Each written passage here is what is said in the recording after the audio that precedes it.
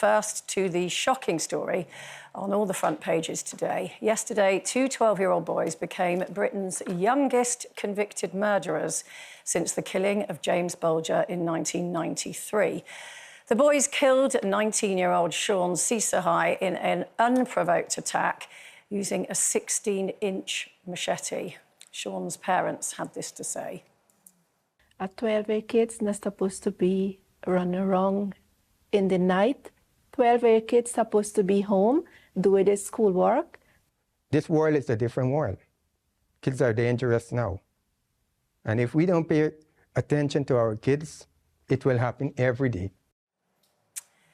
Well, there's Shawn's parents, Brenda, sort of laying blame firmly at the door of parenting and sort of saying, you know, why are 12-year-olds? I mean, Shawn, I think, was murdered at 9 o'clock at night, but one of the boys was posting a picture at 1 in the morning where he was out and about at the age of 12. Yeah. What do you think about that? I mean, I agree with what his dad said about children, you know, at that age, they shouldn't be outside at that time. I know myself personally, when it was my two, it wasn't even a time, because obviously when clocks go forward, clocks go back, it's still the same time. So I just said, as soon as it starts getting dark, you better be inside.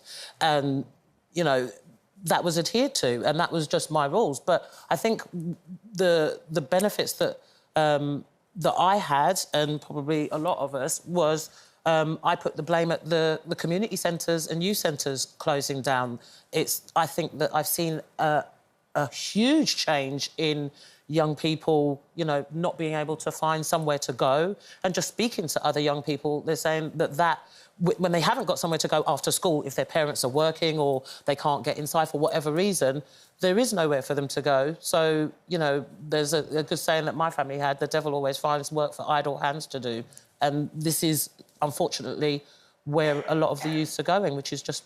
Yeah, I think there's a lot of elements to this story that will probably come out later on in terms of what the boys' backgrounds are and whatever. But do you agree, Janet? Because, I mean, I used to go to the youth centre a couple of times a week. I did too. I mean, I grew up in inner London in a working-class street where we played out in the street till our, as Brenda says, there was a curfew time that was everybody stuck to, without a doubt.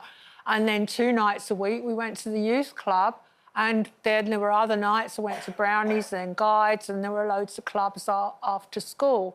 So, you know, a decade of cuts in government funding, council funding.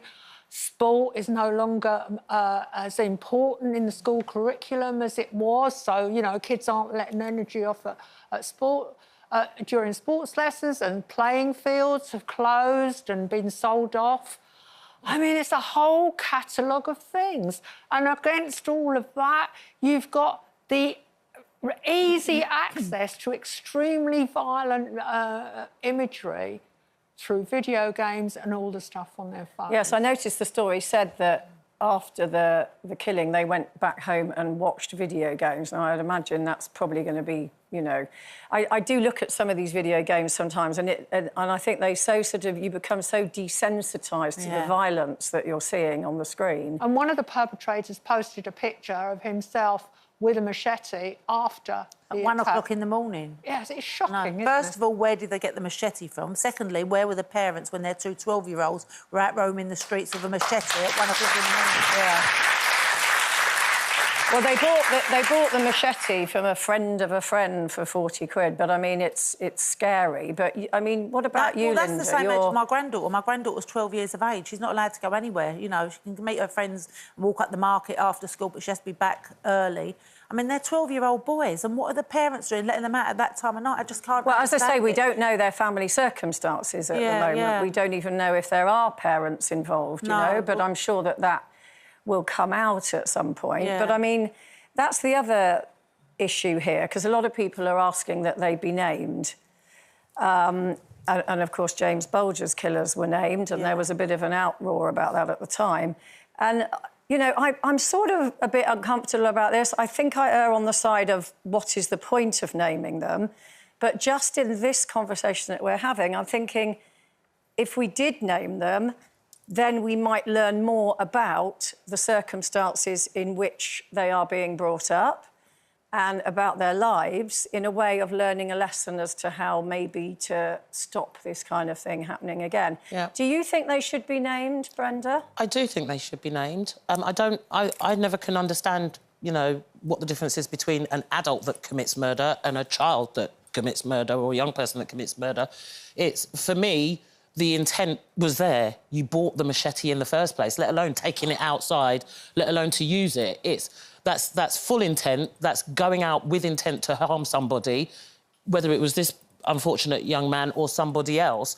And, you know, I think it's... I think if you want to do that crime, then you go with the punishment and the consequences. I can't see the positives in naming them.